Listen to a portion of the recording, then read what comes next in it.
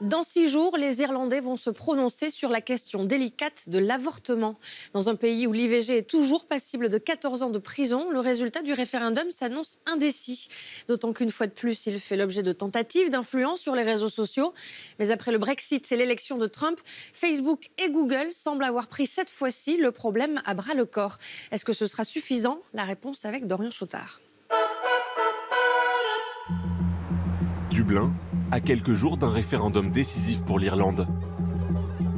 Ensemble pour le oui. Merci beaucoup. Ensemble pour le oui. Non au 8e amendement.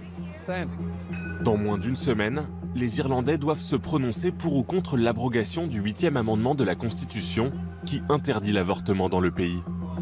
Je milite parce que je pense que la loi irlandaise sur l'avortement date du Moyen-Âge. C'est très important de venir convaincre les gens dans la rue. Vous tractez tous les jours? Oui, chaque jour.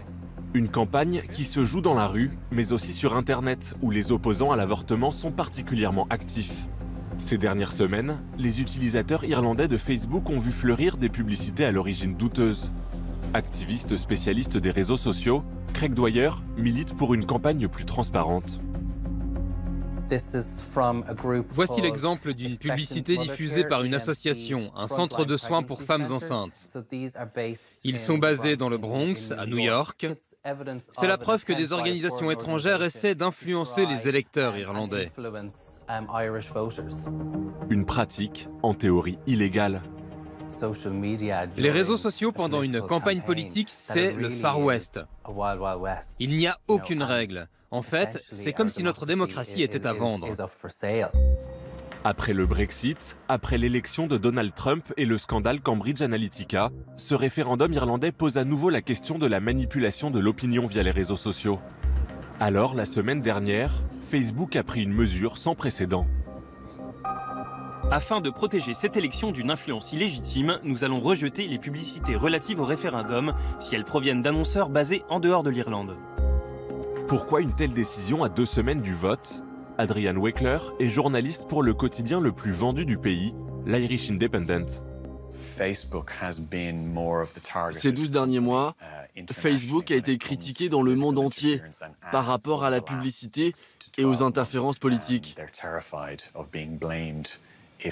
Ils sont terrifiés à l'idée d'être à nouveau tenus responsables du résultat d'un vote qui n'irait pas dans le sens de ce que souhaite l'establishment politique. Le lendemain de l'annonce de Facebook, Google a pris une décision encore plus radicale. Bannir toutes les publicités politiques de son moteur de recherche et de YouTube avant ce scrutin. Une première mondiale. Maeve O'Hanlon est porte-parole du mouvement anti-avortement. Son camp misait sur les réseaux sociaux pour convaincre l'opinion.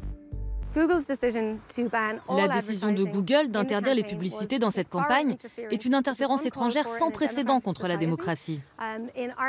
En Irlande, les médias traditionnels sont biaisés et en faveur de l'avortement. Et sur les réseaux sociaux, nous avions une plateforme équitable sur laquelle tout le monde pouvait exprimer son message.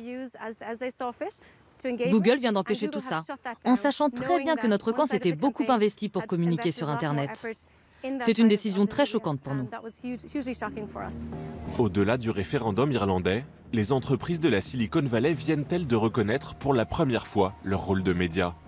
Selon Peter Finney, médiateur de la presse irlandaise, leur position lors de ce scrutin pourrait avoir des conséquences bien au-delà de Dublin. Ils reconnaissent qu'ils influencent l'opinion publique et la façon de voter. C'est un changement majeur car jusqu'à maintenant, Facebook et Google se contentaient de dire « Nous ne publions rien, nous ne sommes qu'une plateforme qui permet aux gens d'exprimer leur point de vue ». Ce discours a changé et les réseaux sociaux reconnaissent qu'ils vont jouer un rôle capital pour toutes les élections à venir dans le monde. Ils vont devoir admettre de plus en plus qu'ils disposent d'un grand pouvoir et doivent l'exercer de façon très prudente. Les décisions de Google et Facebook auront-elles une influence sur le résultat du référendum? Avec 58% d'intention de vote, le dernier sondage donne encore un large avantage en faveur du camp pro-avortement.